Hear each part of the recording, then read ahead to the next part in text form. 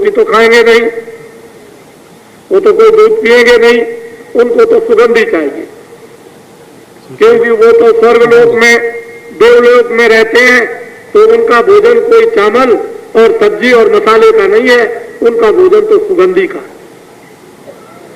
और इत्र से भी इत्र, और इत्र का भी इत्र, और इत्रों का भी इत्र, और करोड़ों इत्रों का भी इत्र बनाकर उस खुशबू को देवता लेते। तो आप ये समझ लीजिए, आप तो विद्वानों का विद्वत, आपके काशी ये विद्वान भी है, बाहर के आए हुए हैं, और आप उनके उच्चारण को सुने, उच्चारण सुने, शास्त्रों का हो रहा, किसी और का हो रहा, शास्त्रों की विधि हो रही, किसी और की विधि हो रही, ये भी आप देखें। और जो कुछ भी गुरु महाराज ने आदेश दिया है आपको सुनाने का, जो स्वप्न हुआ है, वो बाबा जी आपके सामने सब कुछ रखेंगे, उसको आप सब सुनेंगे। नर नारी बच्चे बच्चियां, तो भाग्य है कि ये सब देखने के लिए इनकी आंखें तरसती थी, लालायित थी, और ये बड़े इच्छुक थे, इनमें बड़ी तमन्ना थी, बड़ी लालसा थी सभी लोगों में। हम तो आपको ये दिखाना चाहते हैं कि यहाँ सब लोग यानी बैठकर किसी से पूछने की जरूरत ही नहीं है, तुमको तो 3.5 का एक आदमी होना चाहिए, और वो आदमी आकर के अपनी अपनी तमन्नाओं को मुझे सैन बोर्ड बना ले।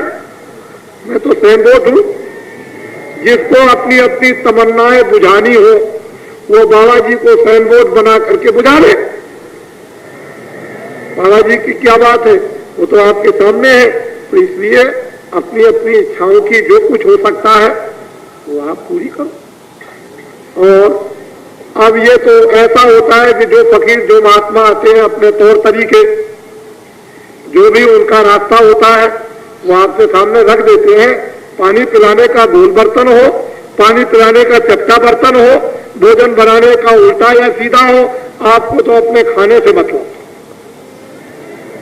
अपने स्वाद से मतलब, अपने जायके से मतलब, अपने फायदे से मतलब, अपनी तमन्ना बुझाने से मतलब, अपने मजे और आनंद से मतलब, आपको तो अपने मतलब से है। हम उसको उल्टा बनाए, सीधा, चपटा बनाए, या क्या था, बड़ा घड़ा हो, छोटा हो, इससे आपको क्या मतलब? आपको तो अपने मतलब से मतलब, फायदे से फायदा। इसलिए हमको मत देखो, आप अपनी चीजों को देखो। बस मैं इतना ही आपसे मिन्नत, प्रार्थना, निवेदन करूंगा। और आप तो बहुत ही, इसमें कोई संदेह नहीं कि बड़े भाग्यशाली हैं कि आपने अपना समय बचा करके यहाँ पर दिया है। और सबको जो बाबा जी ने कहा है उसके लिए बराबर प्रार्थना और आपके लिए मंजूर भी हो जाएगी। जय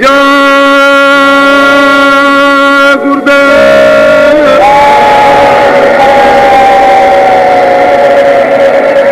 आपको बच्चे, नर नारियों, आपको इतना भी ज्ञान नहीं कि जब उज्जैन में गए थे और जब गुरु का अपमान किया तो इन्होंने क्या कहा था बम्बोले में? जो नहीं दंड दो खल, मेरा मार्ग भ्रष्ट हो जाएगा। ये किसने कहा था उज्जैन में? जो रामायण में आपको बताया गया, लेकिन आपको कुछ भी नहीं कोई क्या। तो इसलिए मार्ग पर आओ, रास्ते पर आओ, सम्मान पर आओ, सद्भाव पर आओ। जय गुरुदेव।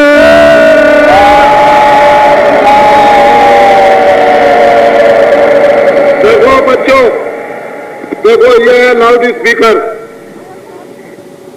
जब तक मैं कोई बात न कहूं और आपको काशी में कोई तमाचा मार दे तो आप सहन करना। आपको अभी पता नहीं है कि जो तमाचा सहन करता है, आपको मालूम नहीं क्या? एक महात्मा जी थे, नदी के उस पार से इस पार आए, नाव को साथ ले आए, बाल बनाया, मिल गए 2-4 आदमी, मजाक बीन उन्होंने कहा अरे भाई आज तो क्या पूछना है, आज तो परीक्षा करनी है। चंद घुटा मिल गया, जिसने अपनी ये चांद घुटवा ली। वो नाव पर जब बैठ गए तो क्या किया मजाक भी इन्होंने कि उसको यूं मारा, ऐसे करके ठोका, किसी ने ये किया, किसी ने ये, एक ने जूता उठाया और उसकी घुटी चांद में मार दिया। वो बेचारे कुछ नहीं बोले, महात्मा जी कुछ नहीं बोले, चुपचाप बैठे। थोड़ी दूर जाने पर समूची नाव डूब गई और वो सबके सब मर गए, वही महात्मा बच गए। जब महात्मा जी भी डूबे तो तैर के निकल गए और तो मर गए। लेकिन हाँफते हाँफते हाँफते हाँफते जब गुरु के उसमें आश्रम में पहुंचे तो गुरु ने कहा कि भाई ये कैसे आए, क्यों हाँफते आए? कहने लगे महाराज मैं क्या करूं, मैंने बाल बनाया था, वहां लोगों ने मजाक किया, मैंने कुछ नहीं बोला, मैं चुपचाप बैठा रहा। अरे बेवकूफ और पागल, तुझको तो ये कह देना चाहिए था, इतना ही कह देता कि भाई तुम हमको क्यों मारते हो, तो बेचारे सबके सब बच जाते। तू सब्र करके बैठा रहा तो तेरे सब्र को मालिक ने बर्दाश्त नहीं किया। और देख तेरी वजह से अगर कुछ भी कह देता तो उन सबकी जान बच जाती, नहीं तो वो सबकी जान चली गई। मालिक कभी बर्दाश्त नहीं करता। तो थोड़ा सा ऐसा मत करना भाई, हमने कोई गलती नहीं की है, हमको क्यों तमाचा मार दिया, इतना कह देना। अगर इतना भी अगर तुमने और बर्दाश्त कर लिया तो फिर देखोगे क्या होता। बर्दाश्त कुछ नहीं, ये तो जहां पर करोड़ों आदमी रहते हैं, शहर में क्या आप देखते हो कि कितने रहते हैं, कोई किसी को मारता, कोई किसी को मारता, कोई गाली दे देता, कोई भाग रहा, कोई कुछ करता है, तो क्या अरे क्या तुम इसको देखते हो? तुम नहीं जानते हो कि अगर तमाचा मार दिया तो किसी का कर्जा होता, तमाचे में पूरा हो गया। किसी का कर्जा लगा होगा तो बाबा जी ने यहाँ आकर के तमाचे में उसका चुका दिया। ये आपको समझना चाहिए। ये रहना है कि न मालूम किस किस का कर्जा हमने लिया है। और गंगा तट पर शंकर जी जो 11 दिन तक यहाँ भक्ति मुक्ति बांटेंगे, पता नहीं किस किस का कर्जा चुका देंगे। वो बहुत विचार से, जब तक बाबा जी कुछ नहीं बोले तब तक कुछ नहीं। तो तमाचे खा लो। क्या तुमने न मालूम कितनों को लाठी मारी होगी रात को, कितनों के घरों में डाके डाले होंगे, कभी सोचा है? और क्या किया होगा? तो एक आध तमाचा अगर कोई पड़ जाए तो समझना कि इतना भी उसकी दया हो गई।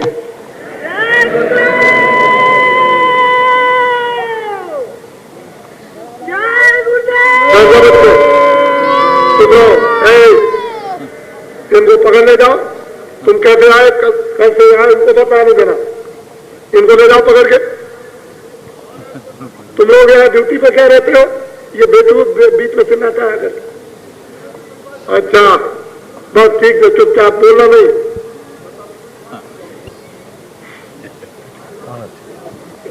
अपने अपने कार्य में सब लोग रहेंगे।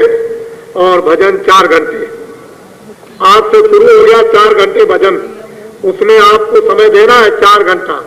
फिर हमारी बात को सोच लो, 4 घंटा भजन। जिनको नामदान नहीं मिला है उनको कल मिल जाएगा, कल फिर परसों मिल जाएगा, परसों नहीं तो नरसों जो नए लोग आएंगे उनको मिल जाएगा 4 घंटे भजन। ये गांव के लोग आ रहे हैं, उनको भी यहाँ 11 दिन तक 4 घंटे नर नारियों को भजन करना। भजन ये है जो मैं आपको बताता हूँ। बैठ के चादर ओढ़ करके बिल्कुल बैठ जाओ और उस गुफा में, उस दरगाह में तुम चले जाओ जो भगवान और खुदा की है। फिर देखो कि तुमको उस दरगाह में क्या क्या मिलता है, देखने को, सुनने को, तब आपको मालूम होगा। 4 घंटे आपको भजन करना।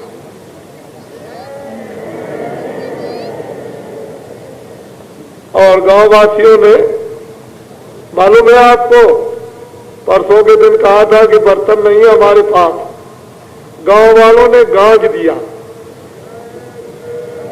गांज दिया, बर्तनों को गांज दिया। कहिए और हमने कहा भाई इतना क्यों जाते हो, गांज दिया बर्तन।